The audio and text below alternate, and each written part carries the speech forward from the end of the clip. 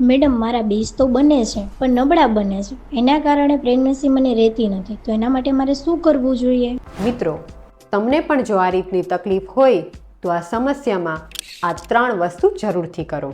Number 1, તમારા ખોરાકમાં ગાયનું ઘી જરૂરથી લો, કારણ કે ગાયનું ઘી એ સ્ત્રી બીજની ગુણવત્તા વધારવા માટે ખૂબ ઉપયોગી છે. તો આ ગાયનું ઘી કઈ રીતે લેવું? તો 1 થી 2 ચમચી ગાયનું ઘી ગરમ પાણીમાં લઈ શકાય, ગરમ દૂધમાં લઈ શકાય, અથવા તો ગરમ દાળ ભાતમાં નાખીને પણ લઈ શકાય છે. પણ સાથે જ આ ઘીને પચાવવા માટે નિયમિત સૂર્ય નમસ્કાર જરૂરથી કરો. નંબર 2, સ્ટ્રેસ ન લ્યો, કારણ કે સ્ટ્રેસની સીધી અસર તમારા બીજની ગુણવત્તા પર પડે છે. તો આ સ્ટ્રેસને દૂર કરવા માટે દિવસમાં 3 વખત ઓમકાર જરૂરથી કરો.